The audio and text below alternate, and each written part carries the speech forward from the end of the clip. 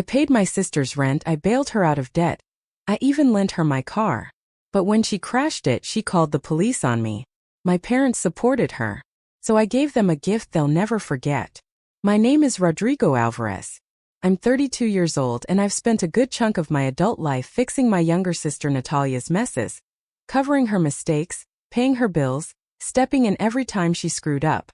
And Natalia always screwed up. She was 26 but acted like she was 16.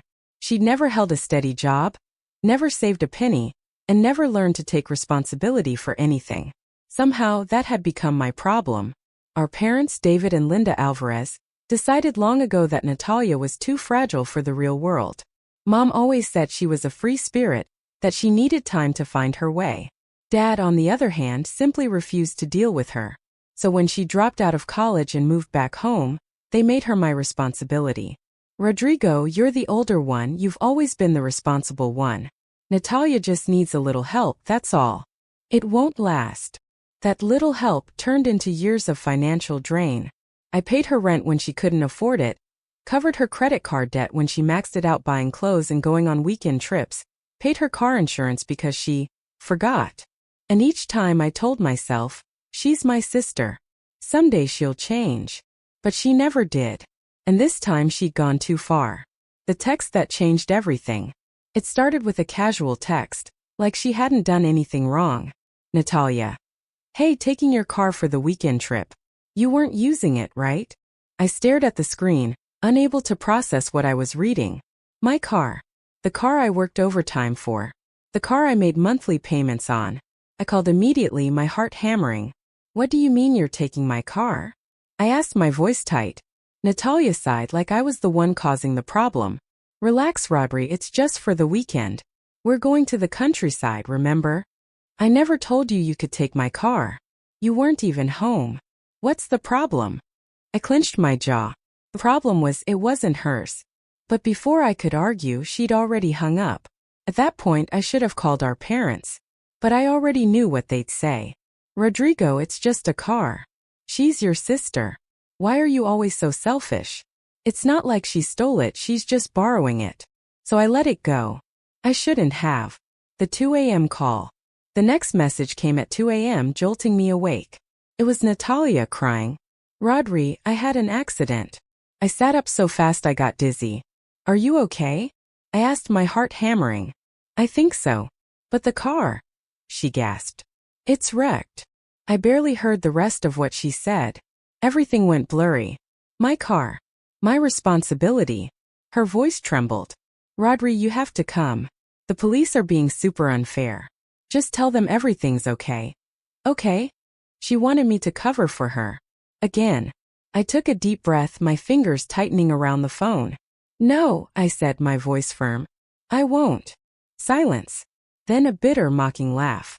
Are you serious, Rodrigo? I'm your sister. I know, I replied, my tone unwavering. And that's the problem. There was a pause. Maybe she was in shock because for the first time I'd said no. And then just as I expected, she started screaming. Are you kidding me, Rodrigo? She shrieked. You're really going to let your own sister deal with this alone, after everything I've done for you? Oh, I knew exactly what she meant by everything. Everything meant the years of covering her debts. Everything meant the thousands of euros each of her mistakes had cost me. Everything meant the countless times she'd manipulated me into bailing her out. And yet somehow I was the villain. I gripped the phone in my hand. You stole my car, Natalia. You crashed it. And now, instead of taking responsibility, you want me to take the blame? Do you even hear yourself? She let out a sarcastic laugh. Please, Rodri, it's just money. You can afford it. I'm the one who's hurt. There it was. Natalia's special move. Twist the narrative. Make herself the victim. The family betrayal. I could already picture what she'd tell our parents. Rodrigo doesn't care about his own sister. I had an accident, and he just abandoned me. And knowing them, they'd believe her. But I didn't care anymore. Call Mom and Dad, I said coldly. Maybe they'll finally take responsibility for you. I'm done. And I hung up. The next morning, fallout. I woke up to exactly what I'd expected. My parents blowing up my phone. Mom. Rodrigo, what's wrong with you? Your sister could have died, Dad.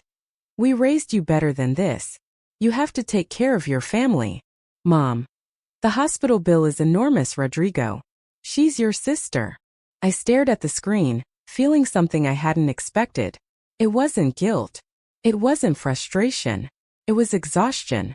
I ignored the messages. I ignored the missed calls. I ignored everything. Until my father showed up at my door. I opened the door and there he was, arms crossed, face tight with anger. Get dressed, he ordered. We're going to the hospital. Now. I almost laughed. No. We're not. My father's eyes narrowed. Rodrigo, you're acting like a selfish brat. Your sister needs you. I crossed my arms. You mean she needs my money? He didn't even blink. It's family, Rodrigo. You can't turn your back on family. I exhaled slowly. Funny how that only applies when I'm the one giving and Natalia's the one taking. My father's jaw tightened. You're making this harder than it needs to be. I shook my head. No, Dad. You made this hard when you decided Natalia's life was my responsibility instead of yours. She's your daughter. Why don't you pay her medical bills? His face hardened. We don't have that kind of money. Ah, there it was. The real reason he was standing at my door. I tilted my head. But I do. Isn't that what this is all about? It's always about money with you. My father's face turned red. Rodrigo, this is your last chance. You either help, or you're out of this family. I let out a real genuine laugh. Out of this family? I repeated. Dad, I was never in it. I was just the emergency bank account you used to keep this charade running. I took a step back and grabbed the doorknob. Good luck with Natalia, I said, looking him directly in the eye. Because I'm done. And with that, I closed the door in his face. The police knock at my door. 2 days of silence. Not a single call, not a single text. I should have felt relieved. I was finally free. No more transferring money into Natalia's account. No more guilt trips from Mom. No more Rodrigo, be a good brother. But something felt off. Natalia wasn't the type to stay quiet. And then, on the third day, my world exploded. It was 7 a.m. when I heard the knocking. Not knocking, banging. I stumbled out of bed half asleep and opened the door. 2 uniformed police officers stood on my doorstep. Rodrigo Alvarez? One of them asked. My stomach dropped. Yes. The taller officer pulled out a notepad. We need to talk to you about a stolen vehicle report. My blood ran cold. Stolen? What? The officer's face remained impassive. Your sister, Natalia Alvarez, has reported that you stole her car, crashed it, and abandoned her at the scene. For a second, I let out an incredulous laugh. Excuse me? My car? The one I paid for? The one she took without permission? The officer didn't react. Do you have proof of ownership? The interrogation. I stared at him. Of course I had proof. The car was in my name. But that wasn't what disturbed me. It was the sheer audacity of it all. Natalia had completely flipped the script. And my parents had backed her up too. She also mentioned that you threatened her. The officer continued, looking down at his notes. That after the accident you refused to help her, abandoned her, and told her she would regret it. I clenched my fists. That's a complete lie. The officer exchanged a look with his partner. Then you won't mind coming down to the station to clear this up? I struggled to breathe. This time Natalia wasn't just trying to guilt trip me. This time she was trying to destroy me. The statement at the police station. They took me to a small cold room. The fluorescent lights buzzed. The metal chair was uncomfortable. I could feel my heart hammering in my chest. A different officer sat across from me with a file in his hands. Rodrigo, let's start from the beginning, he said in a neutral tone. Tell me what happened that night. I told him everything. The stolen car. The crash. The 2 a.m. phone call. The way Natalia demanded I cover for her. The way my parents sided with her. The officer nodded slowly, taking notes. Do you have any proof of this? My fingers twitched. Yes. I pulled out my phone, scrolling through until I found Natalia's original text message. The one where she admitted to taking my car. I placed the phone on the table. Read it. The officer took the phone, his eyes scanning the screen. And I could see the exact moment he realized she was lying. Well, he murmured. That is interesting. He left the room for a moment. When he returned, he had a copy of Natalia's statement. I almost laughed. It was so absurd, so full of lies, it was pathetic. According to her, I had taken the car while she was sleeping, had been drinking, and crashed it. I had then abandoned her on the roadside, leaving her alone with the police. But the worst part was at the end. Witnesses: David and Linda Alvarez. My own parents had signed a statement against me, burning it all down. I leaned back in the chair, my heart pounding. But when I spoke, my voice was deadly calm. "Officer, I'd like to file my own complaint." He raised an eyebrow. "Against your sister?" "Yes." I took a deep breath and said the words that would change everything. "Natalia Alvarez stole my car. I never gave her permission. I want to press charges." The officer hesitated for a moment. "Are you absolutely sure?" I held his gaze. I'd never been so sure of anything in my life. "I want her charged with grand theft auto." And with those words, the tables turned. The fallout. By the time I got home, the chaos had already begun. My phone was blowing up with missed calls from my parents. "Mom. Rodrigo, what have you done?" "Dad. Cancel this right now.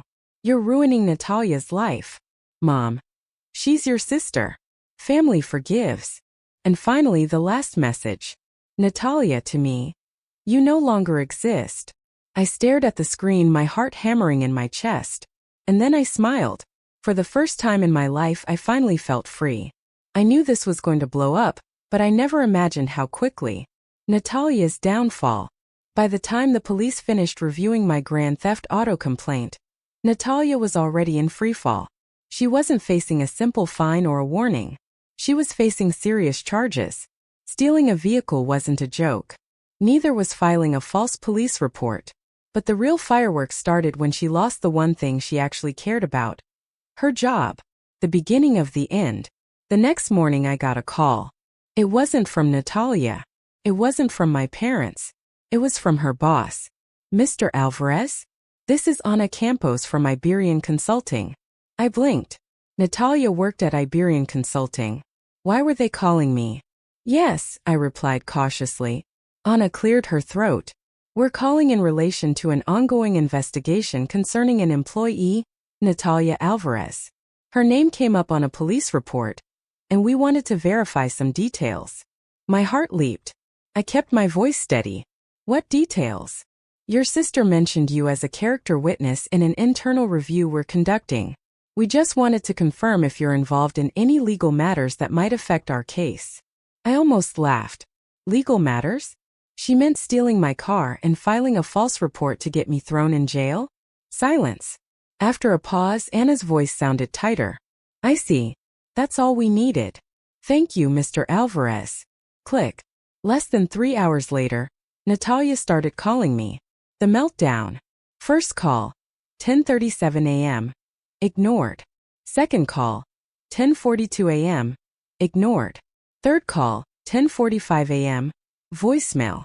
I hesitated, then played the message. "Rodrigo, I swear to God you ruined my life. What is wrong with you? I got fired. Do you hear me? I got fired. I hope you're happy, you selfish." I deleted the message before it finished. Fourth call, 11:02 a.m. I answered. "Natalia." Her voice was trembling, but not because she was sorry, because she was furious. "You have to fix this." I let out a laugh. "Fix what?" "The mess you created." "It wasn't a mess," she screamed. "I lost my job, Rodrigo. I can't pay my rent. How am I supposed to survive?" I took a deep breath. "Not my problem." Silence. And then came the desperation. "Rodrigo, you know I didn't want this to go this far. I filed a false report against you because I was scared. Mom and Dad, don't involve them in this." My voice turned to ice. "You made this decision. You thought like always I'd cave. That I'd clean up your mess." I paused. "But you know what, Natalia? I'm not your safety net anymore." More silence. Then her voice changed. That fake sweetness, the same voice she used to manipulate people. "Rodri, please, I need your help. I have nowhere to go." There it was. She wanted money. Natalia didn't care about the damage she'd caused. She wasn't sorry. She was scared. Scared because for the first time in her life I wasn't running to her rescue. I let the silence stretch and then slowly I said, "Welcome to reality, Natalia." And I hung up. My parents' last plea. I knew my parents weren't going to let this go. Sure enough, that same night, I heard a car pull up in my driveway. I let out a sigh. Here we go. I opened the door before they could even knock. There they were. Mom and Dad. Arms crossed. Faces set. I didn't even invite them in. "What do you want?" I asked. Mom's voice was sharp. "You have to fix this, Rodrigo." I crossed my arms. "Fix what?" Dad frowned. "Your sister. She lost everything because of you." I laughed out loud. Because of me? Or because she lied to the police? Mom's eyes narrowed. She was desperate, Rodrigo. She didn't know what else to do. She could have taken responsibility for once in her life. I snapped. Mom huffed. "Oh, and you're so perfect? You've never made mistakes."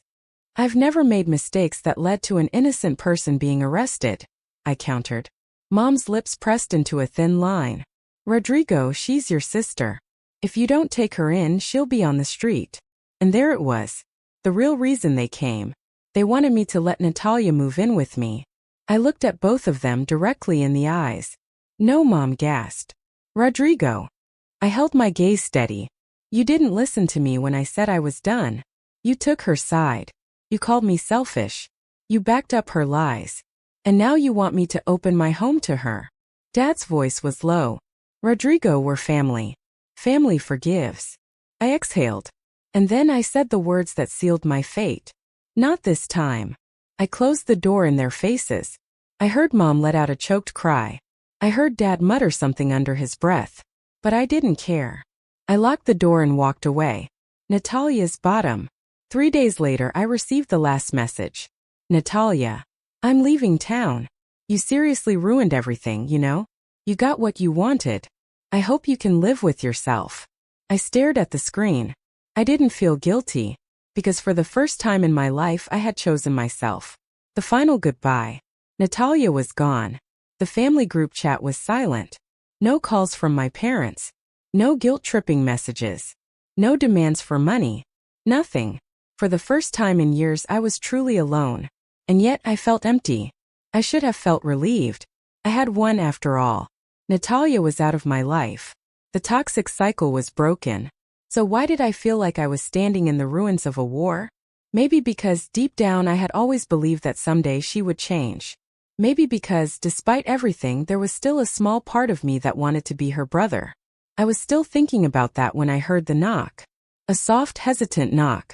I frowned. I checked my phone. No missed calls. No messages. I opened the door. And I froze. Natalia stood there. But she wasn't the same. Her hair was a mess. Her clothes were rumpled. The usual arrogance was gone. In its place was something else. Desperation. The last conversation. She looked like someone who had lost everything. For the first time in years she looked genuinely scared. "Natalia." My voice was cold. She swallowed hard. "Rodrigo, I have nowhere to go." For a moment I just looked at her. Years of resentment, anger, and exhaustion boiled beneath my skin. All those nights I worked overtime to pay her bills. All those times she called me selfish while taking my money. All those times Mom and Dad said, "Rodrigo, be a good brother." And now she was here pleading. "Rodrigo, please," she whispered. I clenched my jaw. "You tried to have me arrested, Natalia." She flinched. "I know." I exhaled slowly. "And you expect me to just forget about that?" She looked down. "I don't expect anything. I have nothing left." I studied her. She wasn't lying. Her job gone. Her apartment evicted. Her friends vanished. For the first time in her life, Natalia was truly alone. She took a shaky breath. "I don't need money. I don't need a place to stay. She hesitated, her voice trembling. "I just want my brother back." And there it was. Not a demand. Not a manipulation. The raw truth. For the first time since this whole thing started, I saw her. My little sister. Again. And that terrified me more than anything else. Because deep down I knew. This was the moment I had to choose. The decision. I took a deep breath. My whole life I'd been her safety net, the one cleaning up her messes. And I knew that if I let her back in, even just this once, nothing would change. Natalia needed to fall. She needed to hit rock bottom. Because as long as she had someone to rescue her, she would never learn. She must have seen the decision in my face, because her eyes filled with panic. "Rodrigo, don't do this," she pleaded. "I swear I'll change. I'll prove it to you. Just give me one more chance." I exhaled. "I gave you 100 chances." Her face crumpled. "You're my brother. You're supposed to help me." There it was. That same entitlement. That expectation that I would always be there. I clenched my fists. "What about you, Natalia? What have you ever done for me?" She blinked. "What? I mean it. What have you ever done for me?" I took a step closer. "You took my car, you wrecked it, you tried to have me arrested, you lied to our parents, and now when you have nowhere to go, you show up expecting me to forgive you?" Her lips trembled. "Rodrigo, I thought we were family." I stared at her for a long moment. I said nothing. And then in a quiet voice I said, "Family doesn't do what you did to me." She inhaled sharply as if I'd slapped her. I shook my head. "I hope you find a way to get back on your feet, Natalia. I really do. But I can't be in your life anymore." Her eyes overflowed with tears. "Rodrigo, please." The final goodbye. "Goodbye, Natalia." And for the last time I closed the door. Epilogue. A new beginning. 2 months later I moved. New city. New job. New life. No calls from my parents. No messages from Natalia. And you know what? I didn't miss them. Because for the first time in my life I was living for myself. Some nights I still thought about her. Wondered if she was okay. But then I remembered all the years I spent sacrificing myself. This was the only way she would learn. I wasn't angry anymore. I didn't hold any resentment. I was just free. And I never looked back. Final update. I cut off my toxic sister and family. Here's the outcome. Hi everyone, it's been a while. A lot of you asked for an update after I cut ties with my sister. So here it is. Quick recap. Natalia is gone from my life. My parents haven't spoken to me since. I've never felt better. But wow, the reactions to my story have been crazy. Some of you completely supported my decision. Others think I'm a heartless monster. So let's talk about that. For those who supported me, thank you sincerely. A lot of you shared your own stories about cutting ties with toxic family members, and that really made me feel less alone. Setting boundaries is never easy, especially when you're raised to believe family means sacrifice. But at some point you have to ask yourself, sacrifice for who? And at what cost? Natalia had years to change. She had every opportunity to take responsibility for her actions. But instead she doubled down. She lied. She manipulated. She tried to destroy my life. Choosing myself wasn't selfish. It was necessary. And honestly, the peace I feel now is something I never thought possible. For those who think I went too far, I hear you. I know cutting ties with family is a huge decision, and I didn't take it lightly. Some of you believe I should have forgiven her, helped her get back on her feet, or at least tried to mend things with my parents. But my question is, why is the burden always on me? Why should I be the one to fix things if I wasn't the one who broke them? Why should I forgive someone who not only stole from me, but tried to ruin my life with a false accusation? Why should I keep giving chances when every single one was trampled on? At some point, enough is enough. And I reached that point. Where I am now, Natalia is out of my life. Last I heard, she spent some time couchsurfing before disappearing from social media. My parents are still angry.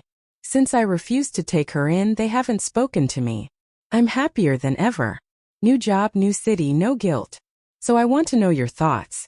Who was right? The ones who supported my decision, or the ones who think I should have handled it differently?